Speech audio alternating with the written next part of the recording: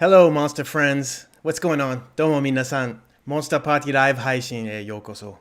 今回はいつもとちょっと違うことをやりたいと思いますけど、そうですよ。アメリカの時事ネタを、ちょっとだけ軽く話したいと思います。Yeah, today we are doing something a little bit different. I wanted to just talk a little bit about American news. So a lot of my Japanese friends have been telling me they're interested in news in America and they don't necessarily hear a lot about it. 日本人の友達から提案されたんですけど、なんかアメリカニュース、海外ニュースに興味があるけどあまり知らないから、それを簡単に説明していただければすごくいいコンテンツになるんじゃないって。だからやってみたいと思いますね。I'm not an expert on the news. 全然エキスパートでも専門家でも何でもない。But I will tell you what I think. And I thought we could just read some articles together and go through it. でも僕の意見や知ってることの範囲では話したいと思いますし、そして記事を一緒に読みながらお話ししましょうという感じで言ったら英語の勉強にもなるかなと思います。はい。So, let us begin. Let me just check. Yeah, okay, cool. So, the biggest story of this week was the conclusion to the murder trial of Derek Chauvin for the murder of George Floyd. 今週の、一番メインのニュースはジョージ・フロイドさんの殺害事件で元警察官のデレック・ショーヴィンが、有罪となったんですね。He was guilty of all three charges against him. There were three charges. 3つの犯罪が裁判上で出たんですけど、3つとも有罪でしたね。3つとも結局は殺人の範囲に入るんですけどね。Yeah, they're all three related to murder. But as you can see here is Chauvin after the verdict. 有罪の判断が出た後のショーヴィンと彼の弁護士、最後の一言言って、そしてショーヴィンが刑務所へ。So, just a little bit of backstory, I guess. Yeah. 知らない方もいるかと思うので、このストーリーの歴史に対して話したいと思いますね。2020年、去年5月25日に、ミネソータ州ミネアポリスに警察があるコンビニに呼ばれたんですね。なぜかというと、ある男性が、偽造のお金でタバコを買ったということで警察が呼ばれたんですね。So yeah, May 25th last year, police were called to a convenience store in Minneapolis, Minnesota, because apparently a man had bought cigarettes with fake money.With a counterfeit $20 bill. 偽造の$20札ですね。それで警察が呼ばれて、で、結局、その犯人っていうか、容疑者がジョージ・フロイドです。So George Floyd was suspected of this, and the police found him in his car across the street from the convenience store. で、警察着いた時に、フロイドさんと友達が、コンビニの目の前で、車の中にいた。ということですね。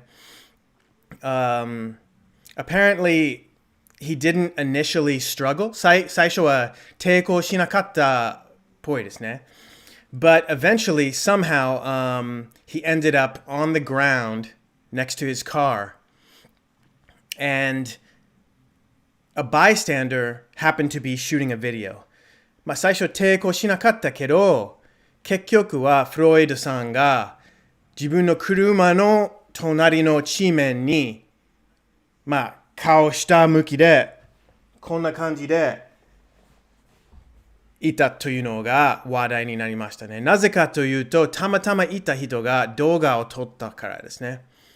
And that video quickly went viral. And I think at this point, almost everybody in America has seen this video. そのビデオはもうすぐバイラルになって、今はもうほとんどのアメリカ人は見たことあると思うんですね。本当に恐ろしいビデオですよ。It's a terrifying video. It shows the now convicted murderer Chauvin with his knee on George Floyd's neck for about 9 minutes. この犯人のショービン警察官がフロイドさんの上にいるんですけど、膝をフロイドさんの首の裏につけてる状態ですね。ブワーって。で、and George Floyd is saying, I can't breathe. He's not struggling. He's not moving at all. He can't move. 全然抵抗してないし、動けないし、息できないって最初言ってますね。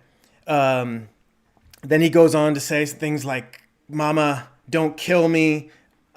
殺さないで、ママとか、だんだんすごく強烈になってきて、結局、フロイドさんが気絶するんですね。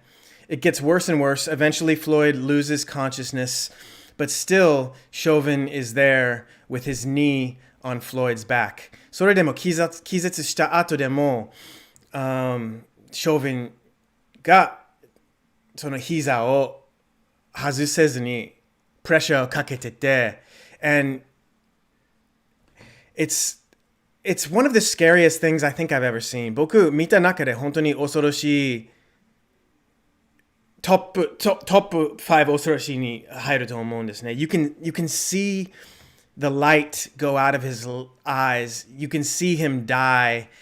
And it's totally unnecessary. なんかその死ぬ瞬間も見えるし、なんか意識が飛んじゃうところも見て、で、それは全然必要のなさがすごく一発誰でもわかる。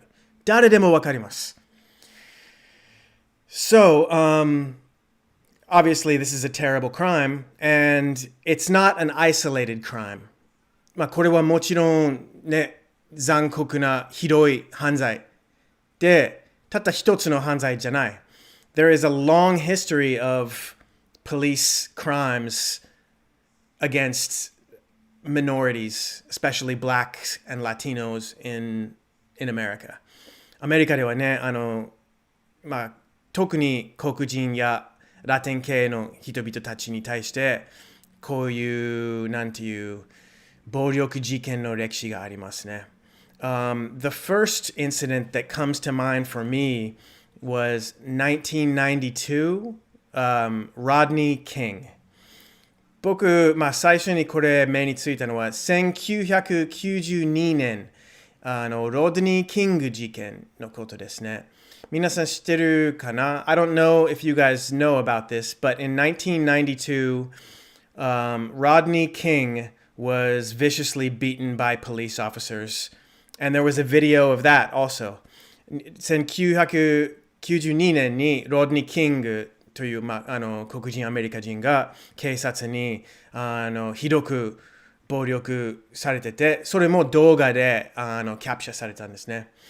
And after that video made it to the news media and many people saw it, it led to riots in major cities across America. で、そのビデオがニュースになった後に暴動がいろんな場所、特にロサンゼルス、ここロサンゼルスで暴動が起きたんですね。A really horrible riot. So that's happened.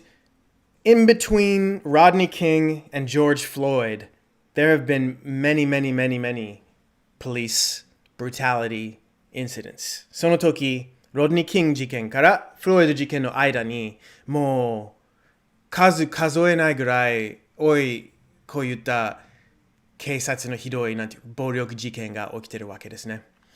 And so the pressure has been building for a long time. 多分長い間これに対しての、なんていう圧力、プレッシャーが溜まってるんですね。溜まってきてた。And with the George Floyd incident, it kind of exploded. フロイド事件で、これはある意味爆発したと言えるんですね。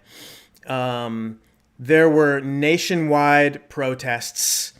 アメリカ全国でデモが起きて、これはコロナ禍の中で、ちょうどコロナウイルスが大変になった時に、みんな隔離宣言が出た中で、デモが起き始めたんですね。まあ特に暴動も。So, even despite the fact that coronavirus was taking hold of the country, and there were numerous stay-at-home orders, demonstrations, protests, they started erupting all over the country. And, actually over 200 US cities issued curfew orders. まあ、このスケールを分かるように、例えば全国で約200個の町が門限宣言を出たんですね。夜に外に出れないような命令を出しましたね。Los Angeles was one of those cities. I lived in a predominantly black neighborhood. All my neighbors are African Americans, and I remember everyone was going to the demonstrations, to the protests. It was huge. 僕は主にアフリカンアメリカン近所に住んでたんですが、やっぱりネイバーズたち、隣の人たち、みんなそのデモに参加してましたね。プロテスト。あとでも。But even regardless of race, people all across the country said enough is enough. People of all races, all cultural backgrounds began to join in these protests. でも人種関係なくいろんな人たちがこのデモに参加して、もういいですよ、もうなんかしないとという声が響いて。で、それで、いわゆる Black Lives Matter movement が、すごくスポットライト照らされたんですね。Yeah, that's where the Black Lives Matter movement really took off. And so now we see with this verdict that even if it's just one small piece of success, it is a success. で、これでこの有罪判断では、少しだけでも正義がやっと落ちたんですね。ちょっとだけでもなんかの始まりをすごく今アメリカで感じちゃいますね。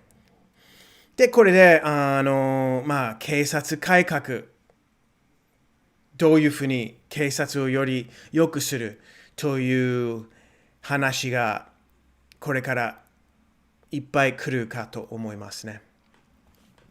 But I have to say, despite the fact of this guilty verdict, and it's a great thing, it still seems that things have not changed. I want to go to the next article.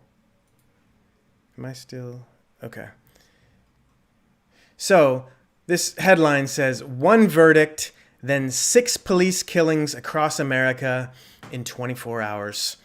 verdict is この判断ですね。裁判の判断、階段かなは verdict って言うんですけど、その後、6 police killings across America in 24 hours. その24時間以内にアメリカ全国で警察殺害事件6つほどありました。So obviously there has to be real change. This is not enough.This is only a beginning. 明らかにね、これはただの始まりに過ぎなくて、本当の変化はこれから何かやらないといけないということですね。死んだ人の中では、一番有名なのは、オハイオ州の16歳の女の子。カリフォルニアで、oft arrested、よく逮捕されてた男。42歳の男、ノースカロライナ州の東部。So, and then more and more. It goes on and on. いっぱいありますね。これはアメリカでの、非常に残念ですけど、毎日のことですね。So, even before the guilty verdict came out, there have been cries for police reform. まあ、この有罪判断が落ちる前から、警察改革の声が響き始めたんですね。Many people were saying to defund the police. 警察の予算を低くするという声もあったし、まあ、どういうふうにすれば警察と市民たちの関係が良くなる、治るかという問題が今すごく取り掛かっている途中ですね。How are we going to repair the relationship between police and citizens? It's a big problem, and we're still dealing with it. I don't know what the final answer is going to be, but I did come across one interesting article that I wanted to show you guys because I thought you might be interested. 結局ね、どういうふうにこの問題解決するかわかんないんですけど、一個なんか面白い対策を目についたからちょっと紹介したいと思います。So this is Gold Medal Project. Judo seeks solutions in police training. いわゆる黄金金メダルプロジェクト。アメリカのオリンピック柔道組織が、警察に柔道トレーニングをし始めるらしいですよ。So,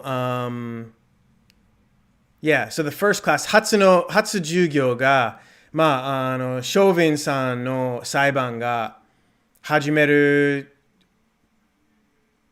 時と同時に起きましたね。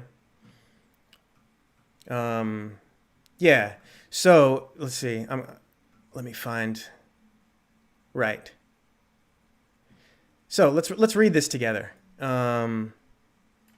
The main concept over the week of classes held at the Wyoming Law Enforcement Academy centered on teaching cops how to engage suspects verbally, then employ physical judo techniques if needed to de-escalate confrontations without using deadly force.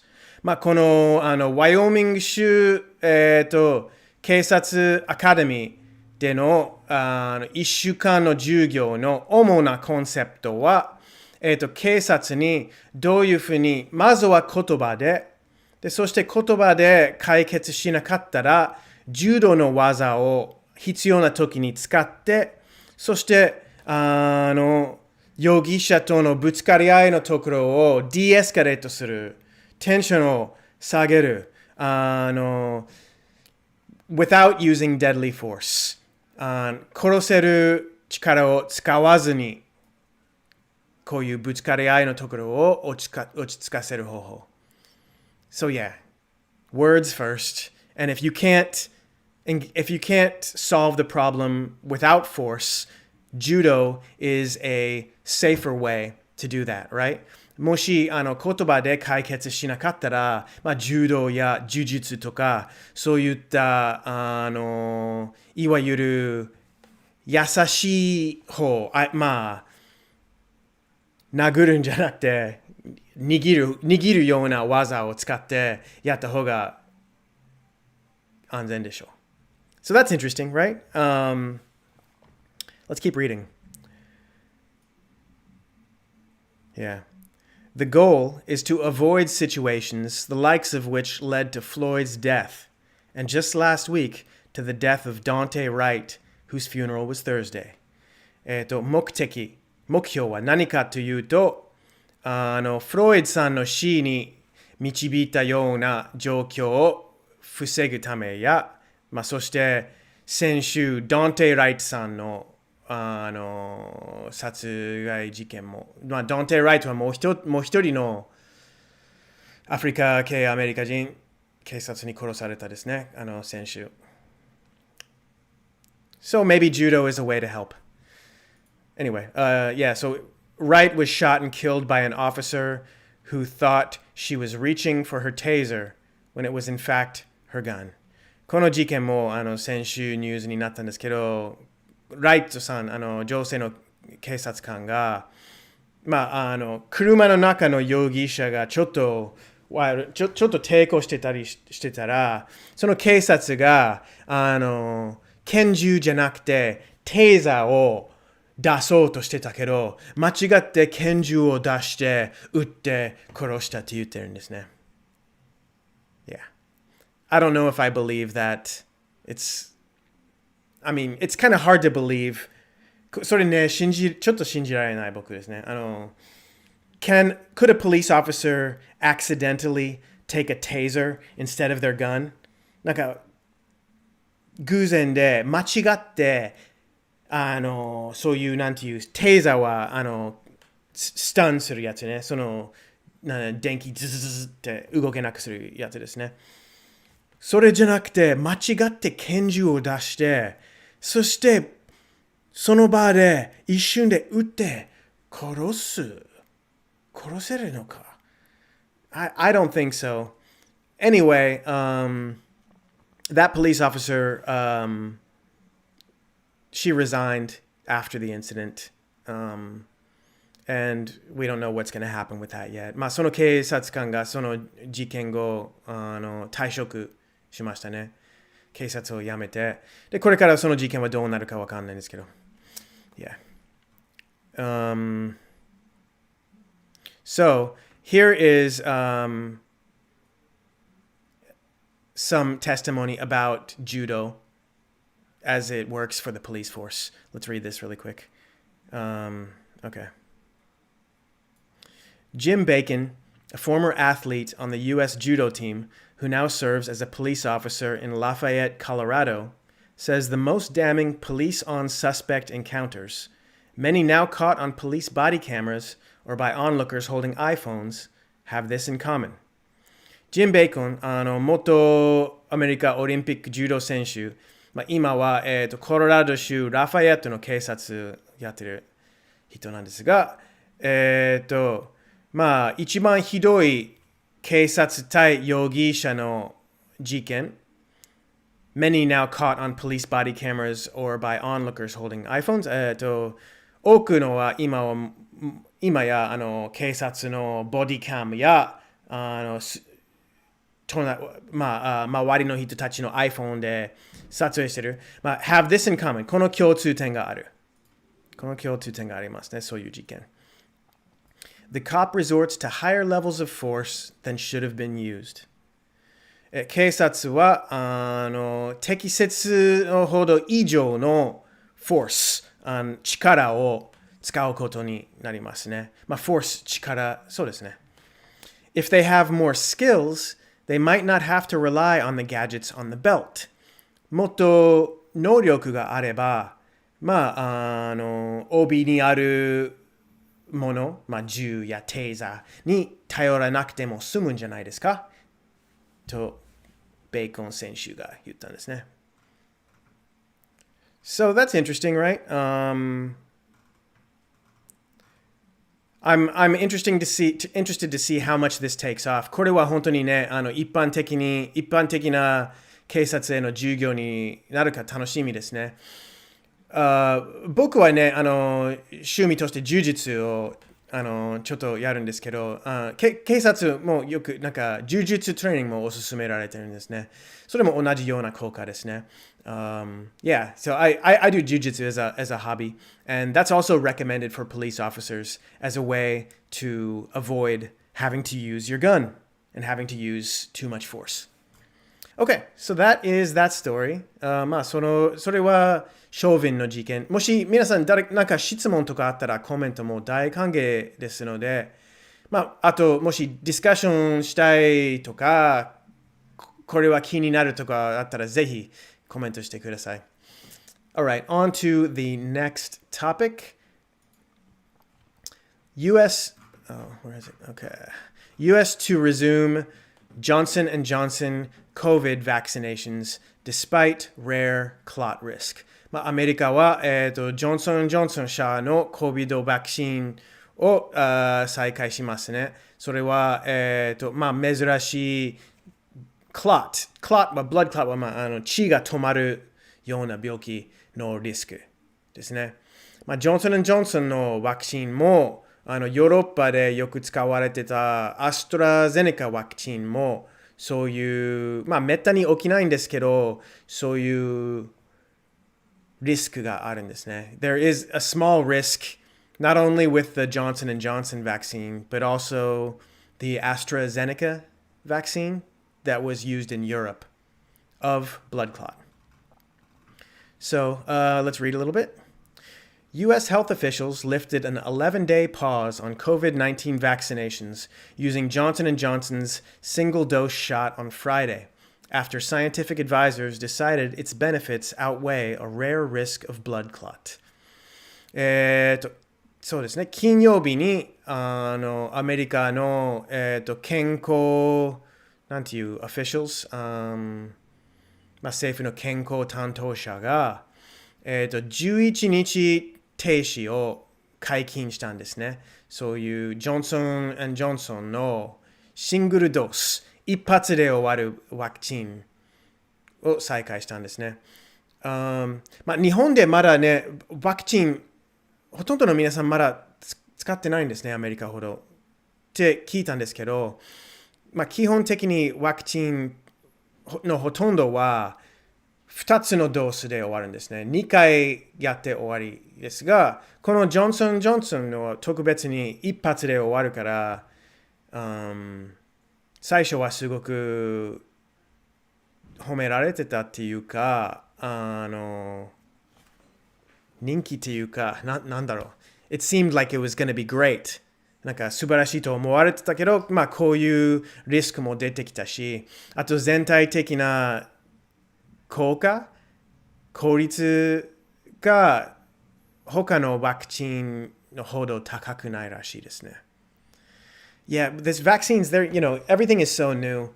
It's hard to know what to trust, right? 全部すごく新しすぎて、ちょっと実際怖いですけど、アメリカでは、ね、どんどんワクチン進化してますし、僕の家族も、先週僕はファイザーのワクチンの一発目受けました。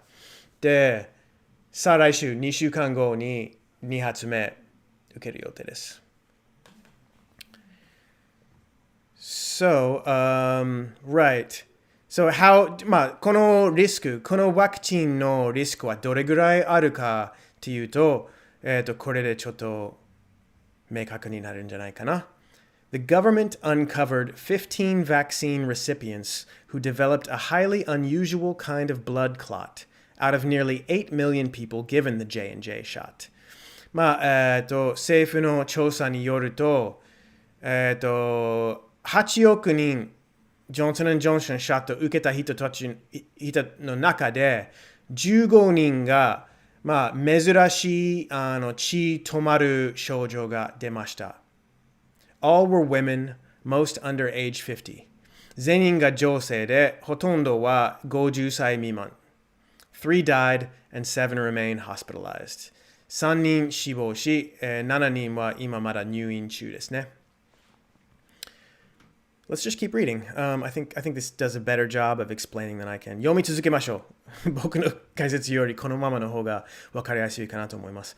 But ultimately, federal health officials decided that Johnson & Johnson's one-and-done vaccine is critical to fight the pandemic, and that the small clot risk could be handled with warnings to help younger women decide if they should use that shot or an alternative. でも結局、国の、健康オフィシャルがジョンソン&ジョンソンの一発で終わるワクチンは大事ですね。コロナ禍との戦いのために必要。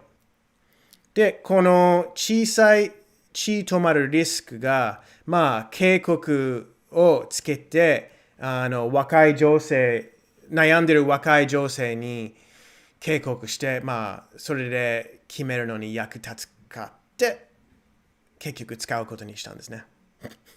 Sorry. めちゃくちゃな日本語ですね。My Japanese is bad, but my English is good. My English is good. So, let's keep going. Right. So, yeah, the vaccination is continuing really quickly in America, very quickly compared to other countries. I found this chart comparing the vaccination rates of a lot of different major countries. So these are the world's most populous countries. これは世界の一番人口多い国のランキングで、その中のワクチン、一発でも受けてる人口率ですね。で、アメリカ今ナンバーワンですね。ほぼ 40% ワクチン受けてるんですね。で、第2位は中国ですけど、日本はまだ 1% しか受かってないんですね。Yeah, Japan's only got 1%. Japan has an interesting history with vaccination, though. I think in Japan, the level of trust surrounding vaccines is lower than in other countries. 日本では多分ワクチンへの信頼が他の国に比べると低いですよね。そういう歴史もあるし、also, I think Japan hasn't had such a bad problem like the United States. あとは日本はアメリカみたいに多くの人数の人々がコロナにやられたわけじゃないから、そんなに必死に感じてないかもしれないですね、日本では。So I don't know if that's going to change. Corona is so strange. Who knows what's going to happen next, right? これからどう変わるかわかんないんですけどね。今のところは、それが現状ですね。はい。そして、最後に、ちょっとバイデン大統領の記事を一緒に読みたいと思います。So this is called Chocolate Chip Diplomacy.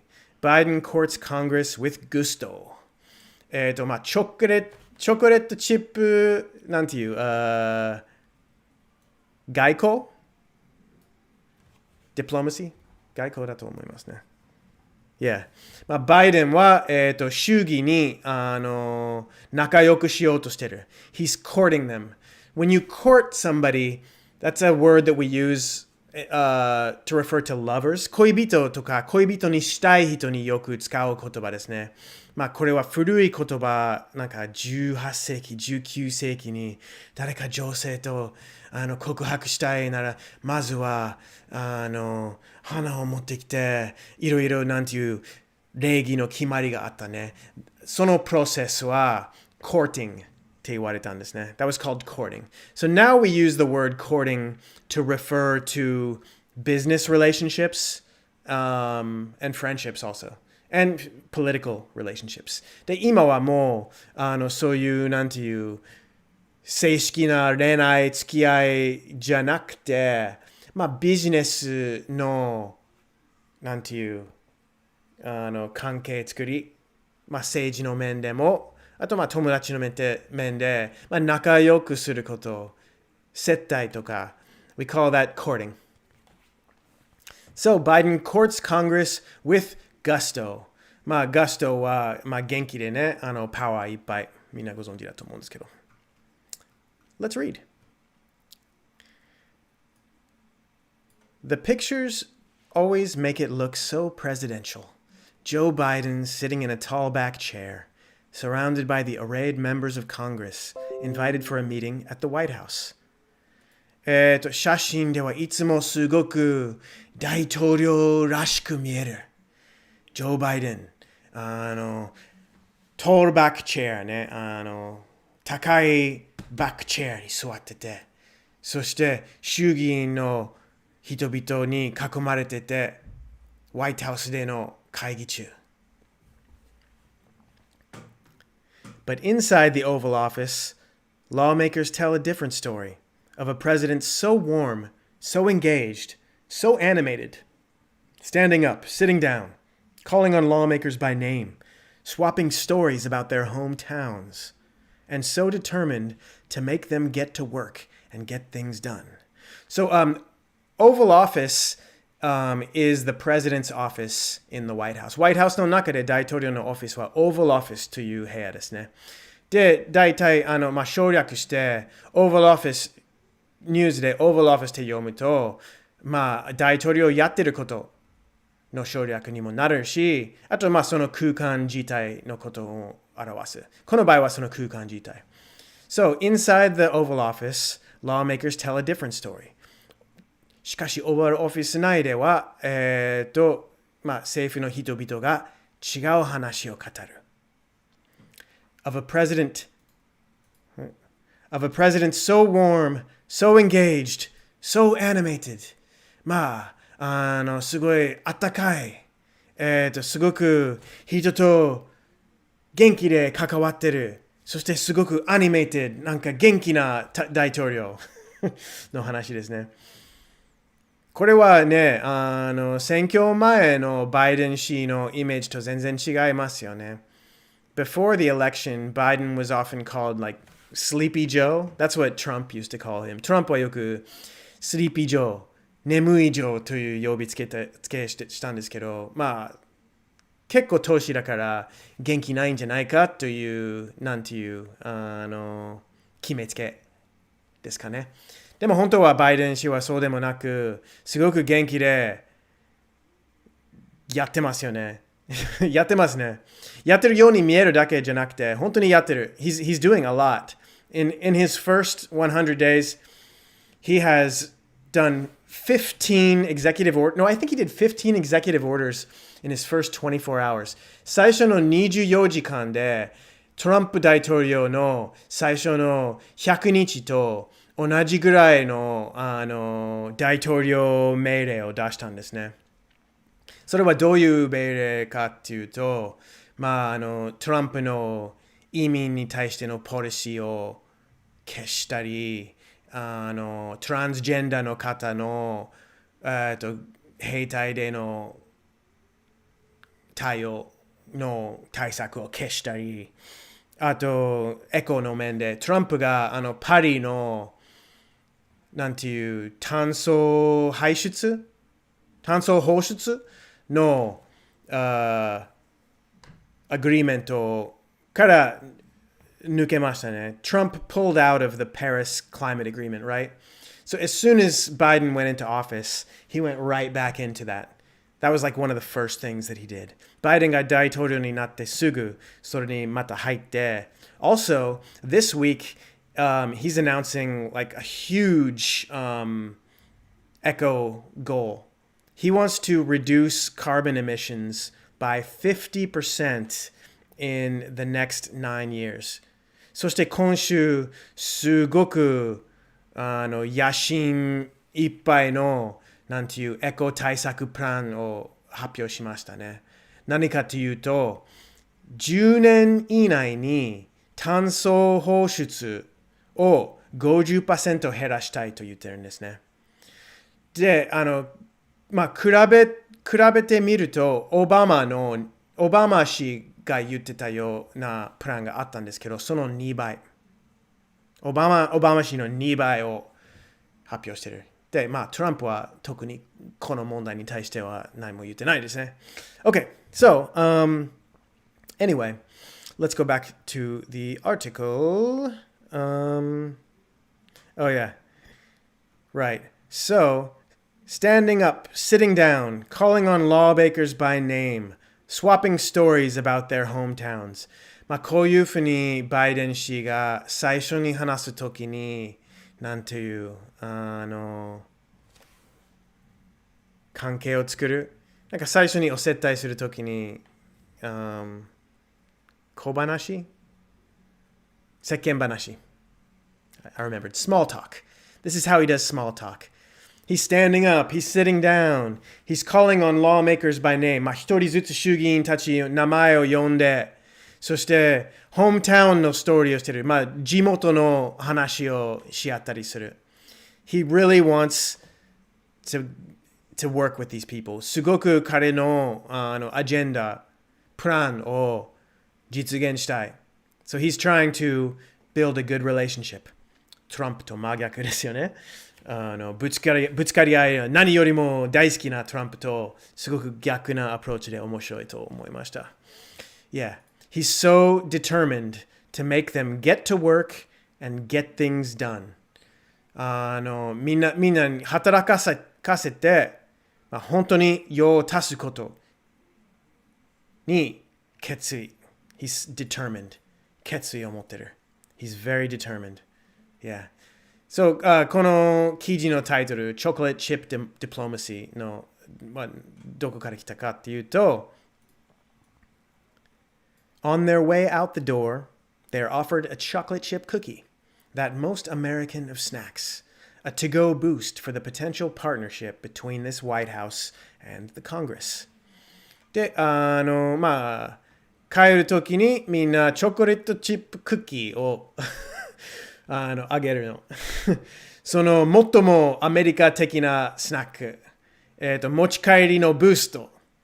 この可能な新しいパートナーシップの象徴でもあるね。このホワイトハウス大統領と衆議。そう、大統領と衆議のパートナーシップをすごく大事にしているわけですね、結局。バイデン氏はすごく大きなことをやろうとしている。で、それを実際成功するのに、衆議のサポートがないとできないからですね。Yeah, he understands that. So, 基本的にバイデン氏とトランプの違い、いっぱいあるんですけど、一つね、one major difference between Biden and Trump is that Trump was not a politician. He was never in politics. And Biden has been a politician his entire adult life, right? トランプは、政治家じゃなくて政治歴史はゼロでしたね。大統領になるまでは。で、バイデンは逆に、大人の人生、ずっと政治家として来てきた。So, because he's been a politician his whole life and a senator, 衆議院でしたね。So he knows all of these people. みんなともう関係性ができてるわけですね。知り合いというか、もう関係ができてる。He knows them all. So, he knows how to work with them. どういうふうに対応することもアイデアがあるんですね。That's what this article is saying. Yeah.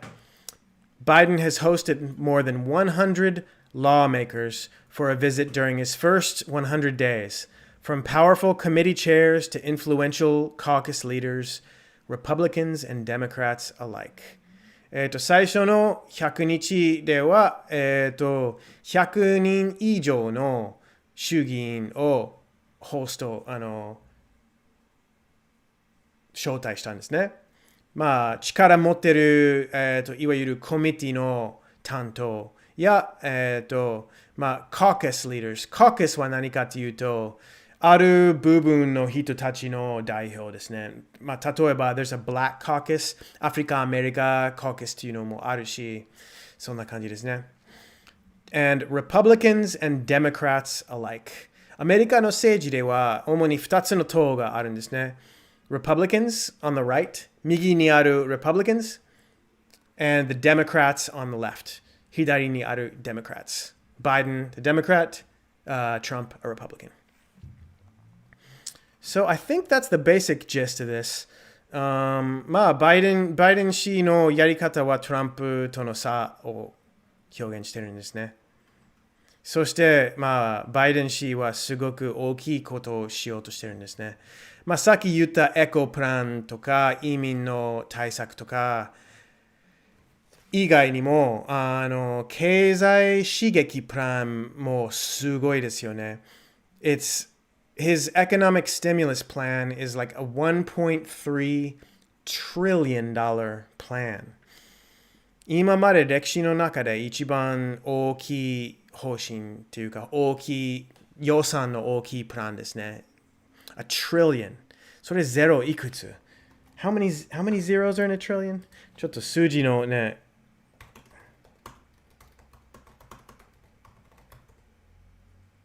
12 zeros. 12個。ドル。だから円にすると14個。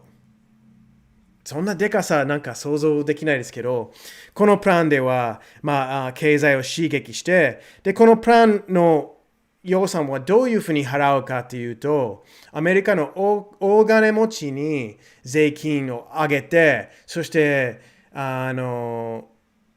ーポレートタックスとか株の税金とかも上げる予定ですね。で、これは右派の人たちがすごくぶつかり合ってるところになりますけどね。はい。Yeah, guys. So, I think that's about all I have for today. That's the major news that I wanted to talk to you about from this week. まあ、今日はこれでおしまいにしようかな。今週の、主な時事ネタですかね。皆さん、他になんか知りたいことや、ディスカッション、一緒にディスカッションしたいことなどがあれば、ぜひコメントに書いてください。喜んで、話したいと思います。Yeah, so I hope you enjoyed the stream. If this is your first time watching Monster Party, please subscribe to the channel. これもし初見でしたら、ぜひチャンネル登録お願いします。すごく大きいですね、僕的に。It's so important to me. I do live streams several times a week. 週何回ライブ配信もやったりしてて、あと、英語と日本語字幕付きの動画も作ってますね。主なコンテンツはゲーム実況で英語を勉強するというのですが、たまに日常生活やこれからこういった時事ネタの話もしていきたいと思いますので、よろしくお願いします。Thank you guys so much for watching. I hope you have a wonderful Sunday, and I will see you soon. Bye now.